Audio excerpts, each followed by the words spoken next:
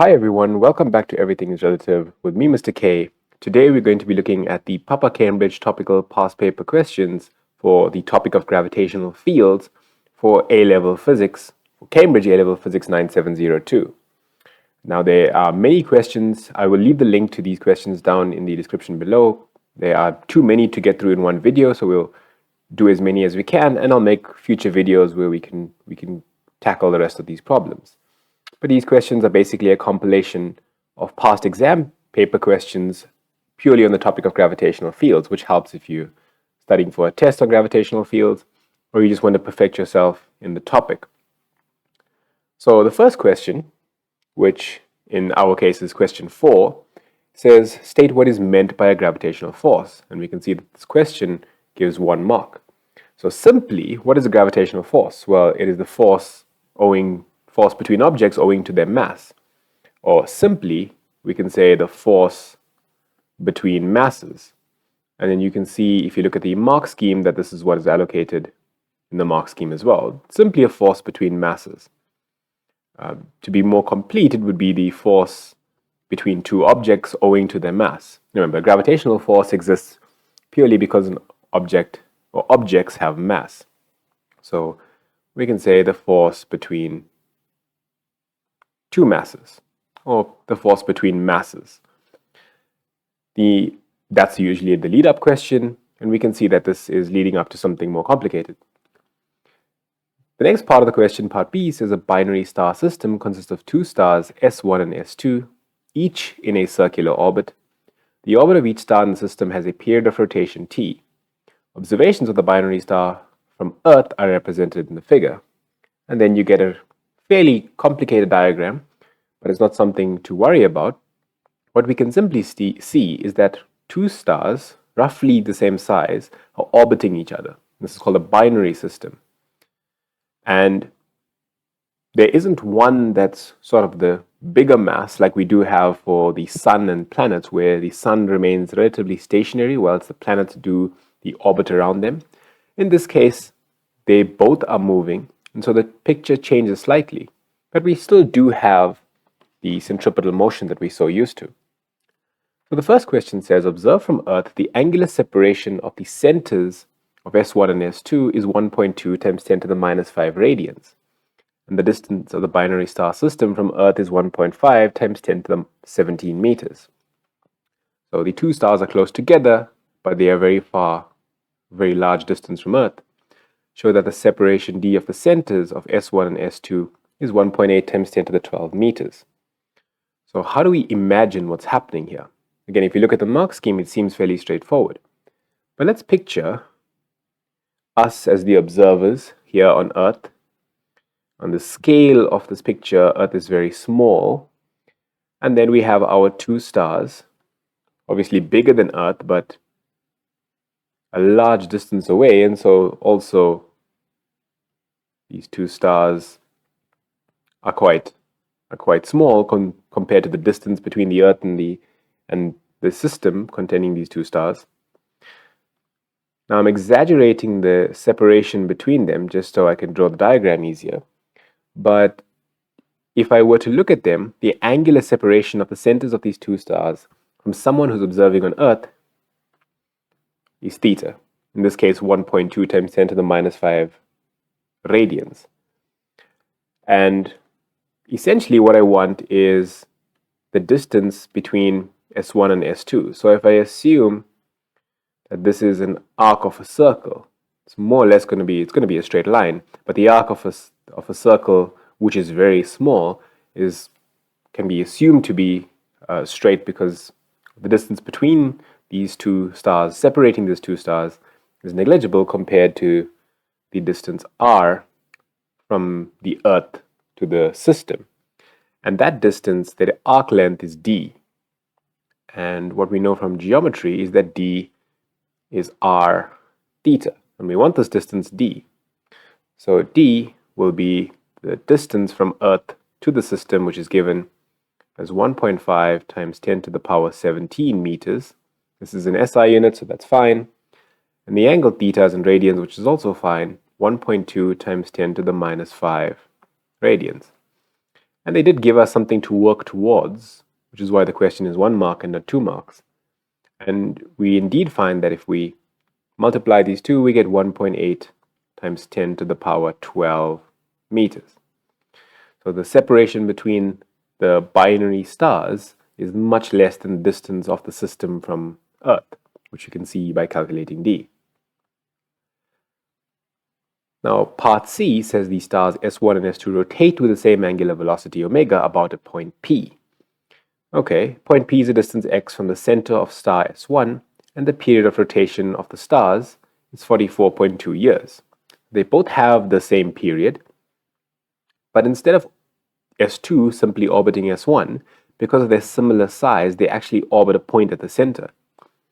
So nothing overly complicated is happening here, except that each star is now moving about a point. So there's two objects undergoing circular motion rather than the one that we are used to for a satellite and a planet, or a planet and the star, etc.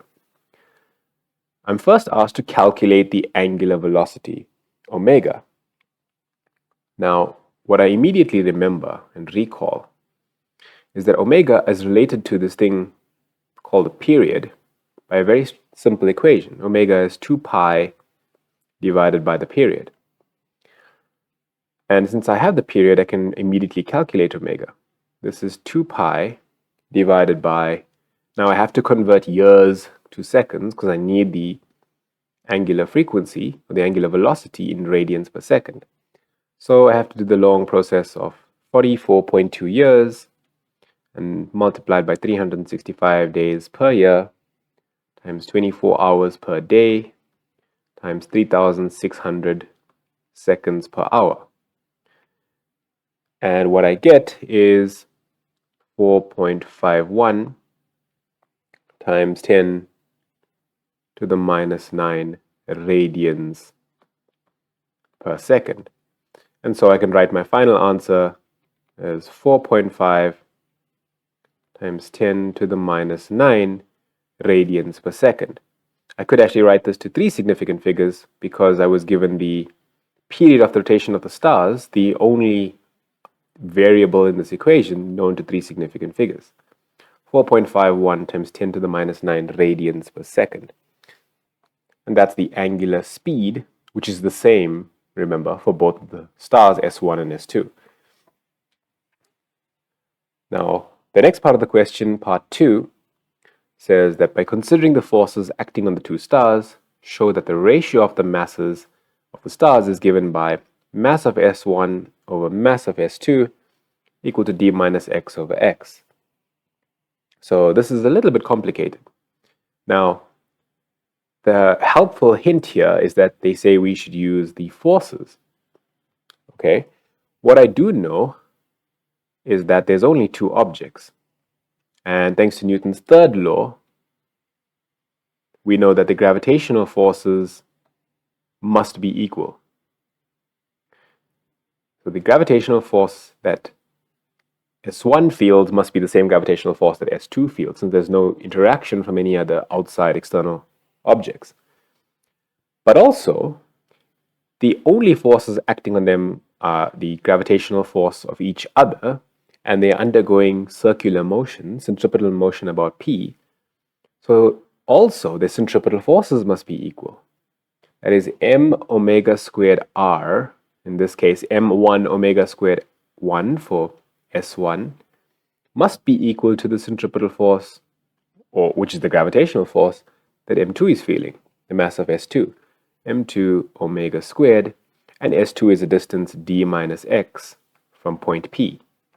Aha! And this is because the centripetal forces are equal, purely because of the statement we said above, that the gravitational forces are equal. Since they have only the gravitational forces acting on them, the centripetal forces must be equal as well, because the centripetal force is the gravitational force. From here, we can see that things simplify quite easily. If I rearrange this equation, I divide through by m2, I can see that omegas, again, are the same for both stars, and so they cancel out. m1 divided by m2 is, as required, d minus x divided by x, which is the ratio that was required. and that was 2 marks. Very important to state the logic in writing down this first equation. Logic being that the centripetal forces are equal. You don't, again, need a long story, but it's good to write something to explain what you're doing and the reason why you're writing that equation down. Part 3 says the mass m1 of star 1 is given by the expression gm1 is equal to d squared into d minus x times omega squared, where g is the gravitational constant. The ratio in part 2 is found to be 1.5. Use data from B and your answer in C1 to determine the mass m1. Okay, so they specifically told us use the data from B and your previous answer, or rather the answer in C1. So in part B, we use the value for D, the separation of the centers of the 2 stars. Then we found the value for omega, and they want us to use that as well as the ratio in the previous question. So we have to take data from 3 previous questions in order to find the mass m1. So I'll first do some manipulation with the value that I was given. The ratio d minus x over x is 1.5, which means that I can simplify this. D is equal to 2.5x, no complicated algebra needed there. So I can write the value for x in terms of d, because d I know, and x is 0.4d. Again, nothing complex there. Now I'm going to go back to my equation that was provided, the one above here, and I'm going to solve for m1. So m1 is d squared into d minus x, but I'm going to replace x now by 0.4d, and I'm going to multiply this by the angular speed squared divided by g. Now all of these values are known, so I can simply put them in. And so this is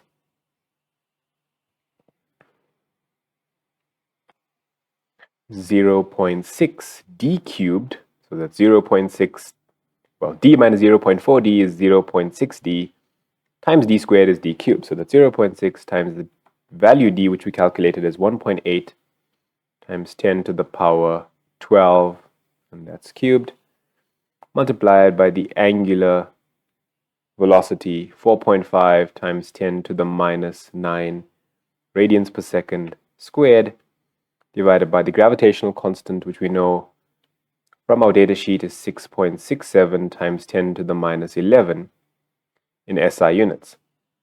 Everything here is in SI, so I should get an answer in the correct units.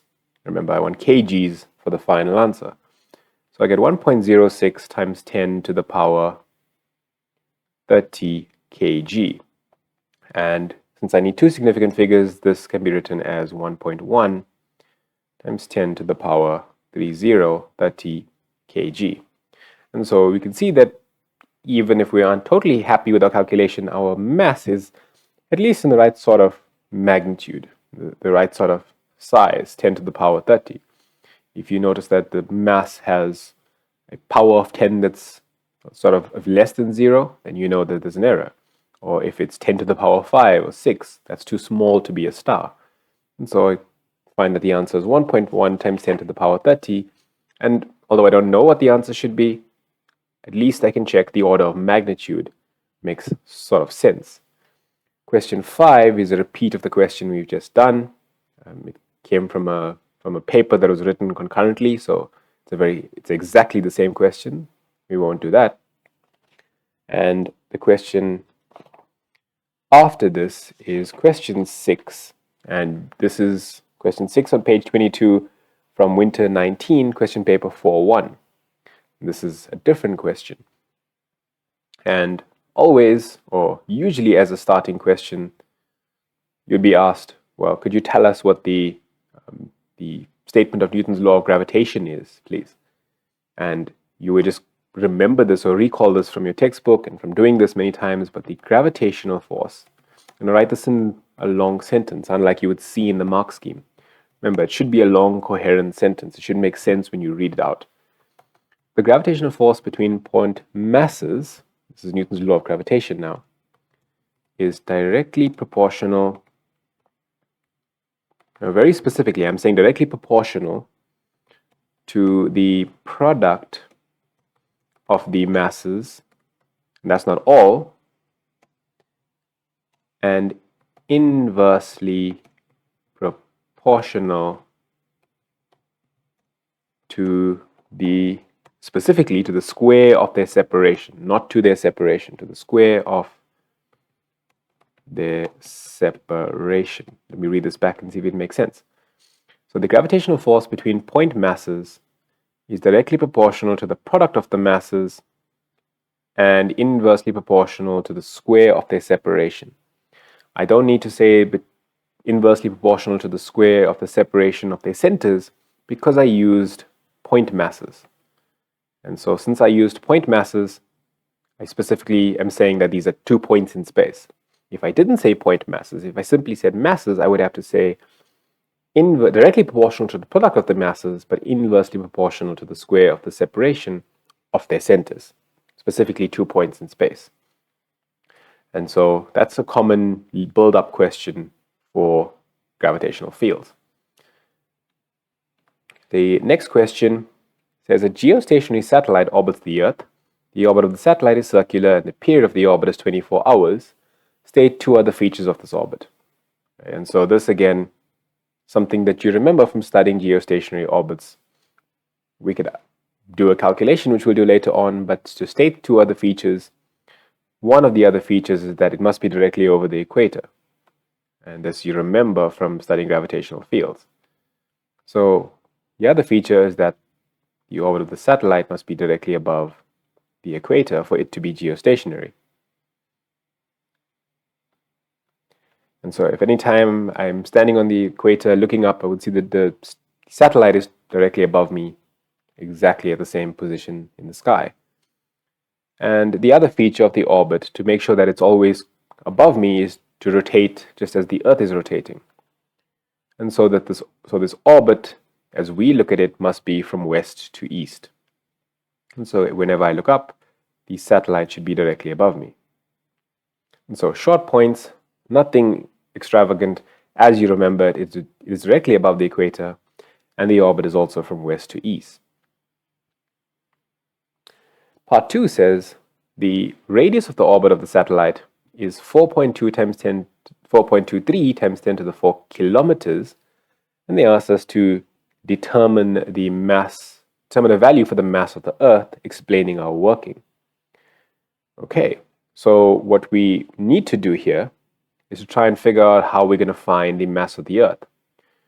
We're given the radius of the orbit of the satellite, so at some point we're going to have to bring in circular motion here.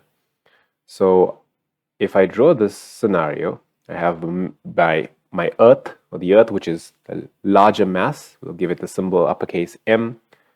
The satellite, which is slightly exaggerated here, but is the smaller mass, little m, doing the orbiting, doing the moving, and the radius of that orbit, which is the distance of the satellite to the Earth's center, is 4.23 times 10 to the 4 kilometers.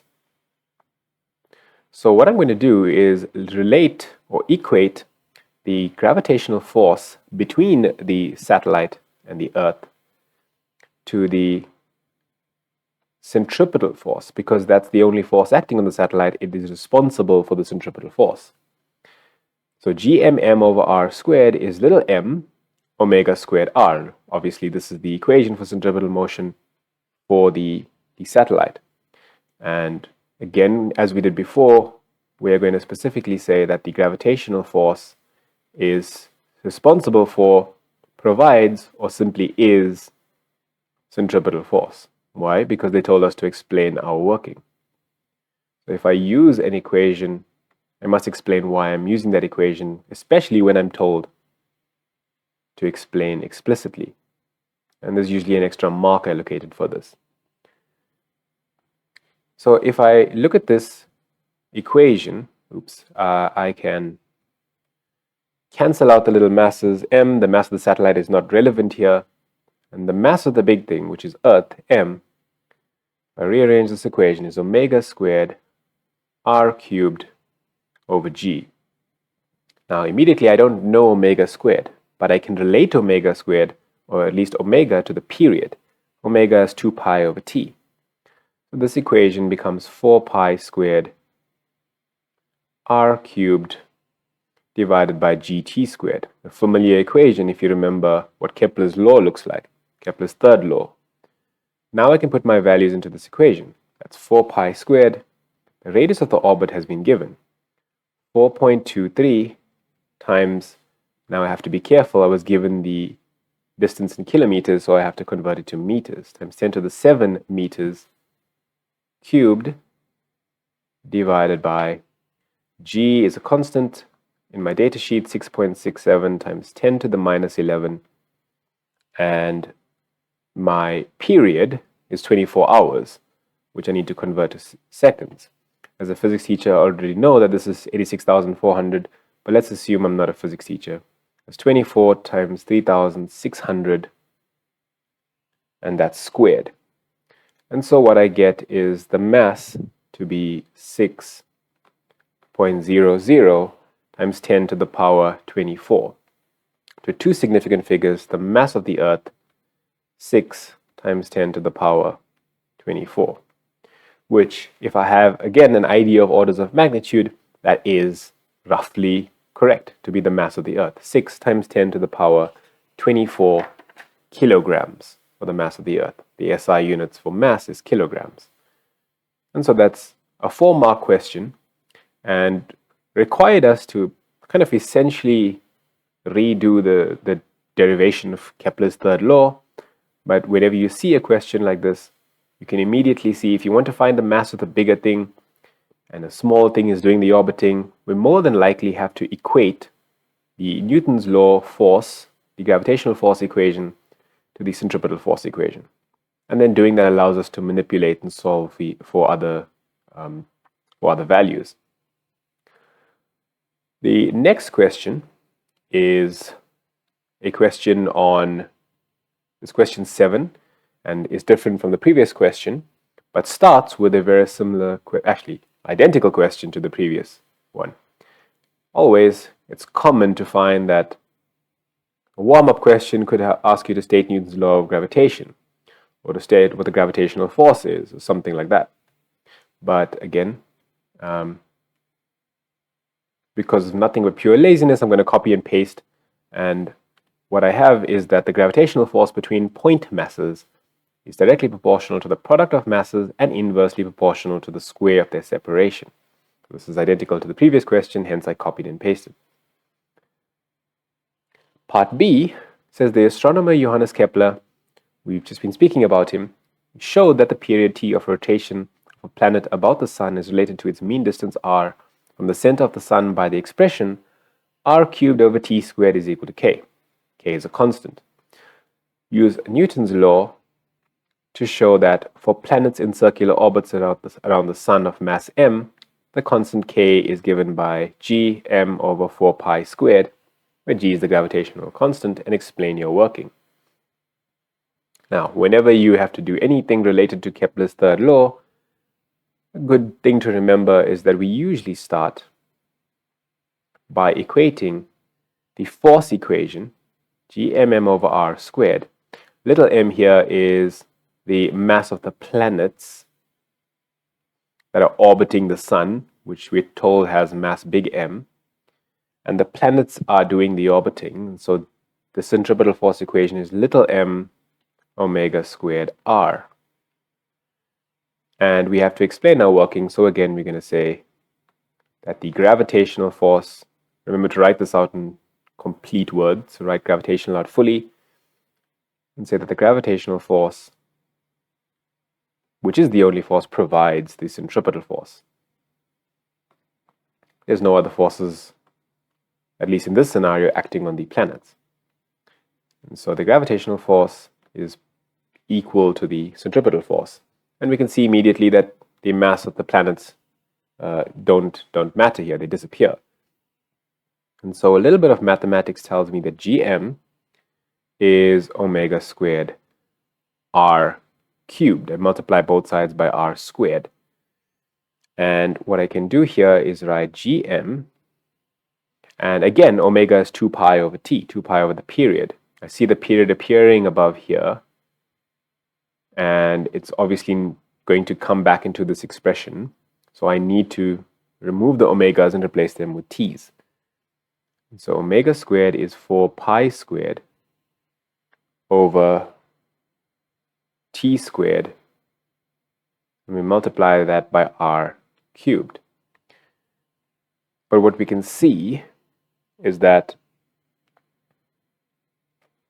if I take r cubed and I divide it by t squared, which is what they did above, I get gm over 4 pi squared. And hey, what do you know? That's what they wanted us to show. R cubed over t squared is k, and r cubed over t squared is gm over 4 pi squared, which means that k is gm over 4 pi squared. And so we've proven what they've asked us to prove. K is a constant gm over 4 pi squared. So for every planet in the solar system, k doesn't change. It's a constant value. Part C says a satellite is in circular orbit about Mars. So the radius of the orbit of the satellite is 4.38 times 10 to the 6 meters. And the orbital period is 2.44 hours. Use the expression in B to calculate a value for the mass of Mars. So now instead of planets orbiting a star, a satellite is going to orbit a planet. That doesn't change anything. This expression for Kepler's law can still be used. It's for any object orbiting any other object that's relatively large in size. So let me use the expression, since they asked me very nicely to do so. Gm over 4 pi squared is equal to r cubed over t squared, which means to find the mass of the thing, the large object, in this case, which is Mars, m, by rearranging and doing a bit of mathematics, 4 pi squared r cubed divided by g t squared. You can see that you never really need to memorize Kepler's third law. You always can sort of derive it by equating the centripetal force to the gravitational force. And guess what? All of these values are known. You can put them into the equation. 4 pi squared times the radius of the orbit, which is given in meters, thankfully, 4.38 times 10 to the power 6 meters cubed divided by g, which is 6.67 times 10 to the minus 11. We're sick of this value now, but it's given in SI units in your datasheet. And the period is 2.44 hours, which I need to convert again into seconds. So 2.44 times 3,600. And that's squared. And what I find is the mass of Mars, roughly 6.45 times 10 to the power 23 kg. And again, I have 3 significant figures here, so I can keep my mass to 3 significant figures. 6.45 times 10 to the power 23 kg. So I was given the expression. I didn't have to derive Kepler's third law and use it to find the mass of Mars. And so the question itself, because I've done the work previously for a 4-mark question, this question was only worth 2 marks. Still, if you've done the part above, or even if you haven't done the part above, you could still work your way using what was given to calculate this problem. So if you were stuck, you could have worked your way and still found a solution. The next question is identical to the one we've covered before about the geostationary orbit. And so the final question, I think, for this video that we'll do is the question on question 9 on page 25. And again, guess what? It starts with, you guessed it, state Newton's law of gravitation. You can see that this is a common recurring question and commonly repeated as well. State Newton's law of gravitation. The gravitational force between point masses is directly proportional to the product of the masses and inversely proportional to the square of their separation.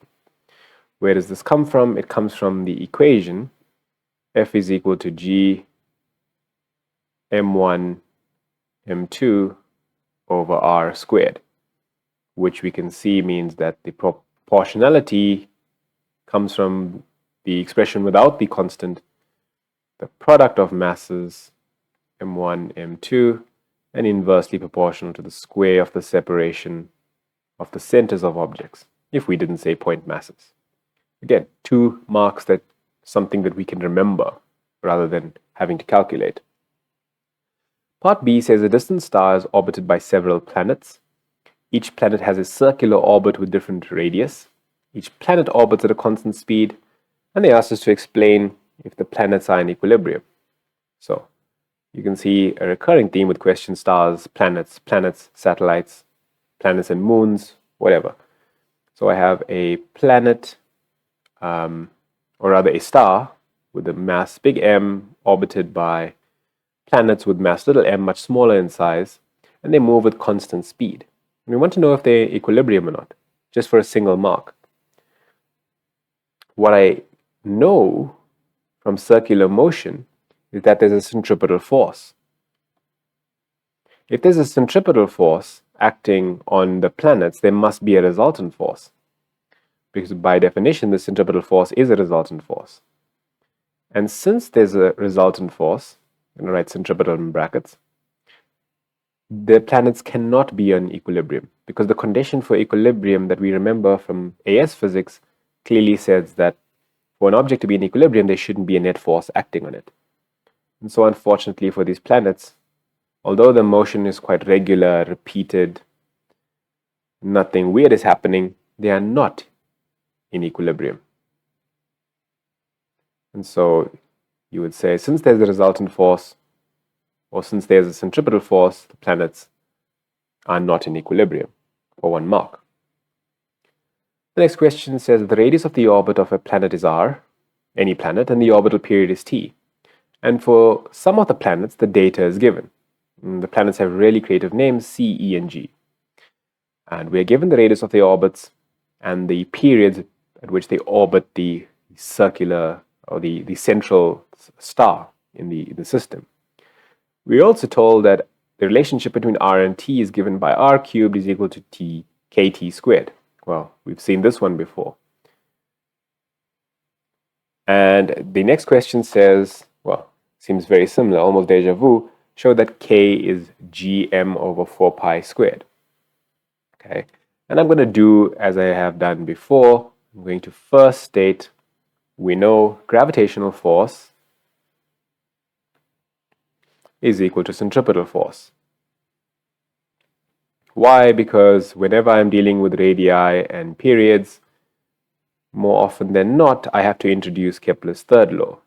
When I introduce Kepler's third law and have to do any sort of derivation, I have to equate the equation for centripetal force mv squared over r, little m being the planets orbiting the star.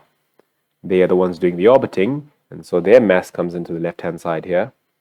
And I have to equate this to Newton's law of gravitation gmm over r squared, because that is the gravitational force. What we remember is that the speed v of the planet that is orbiting the star is 2 pi r, the circumference of its radius, divided by the time it takes to complete one of those circumferences, one complete loop, one complete orbit. And so this becomes 4 pi squared r squared, deriving it in a slightly different way here, but I'm going to end up with the same result as I did before in the previous question, divided by rt squared is equal to g big M over r squared. We can see clearly that the mass of the planets disappear. Little m disappears on either side of the equation. And what I get is that r cubed is equal to a constant gm over 4 pi squared multiplied by t squared with a little mathematics. If I did multiply both sides by r squared, I get this expression. And if I go back to what they told me, they did say that r cubed is some constant time t squared, and that constant we can see is gm over 4 pi squared, which means that k is gm over 4 pi squared. And we've proven what they've asked us to find the constant k.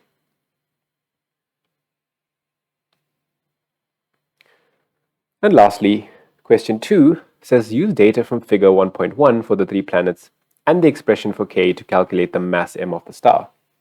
So I need to use the data, which I have for 3 planets, to find a single value for m. Immediately, I know I need to use Kepler's law again because they gave me a whole lot of questions asking me to derive it. So what I'll do is I'll start by using just a random planet. I'm going to use the data for planet C. I can choose the planet that I like to use. So I just chose C at random. Now, from the equation for Kepler's law, the mass of the massive object, uppercase M, is 4 pi squared r cubed divided by g t squared.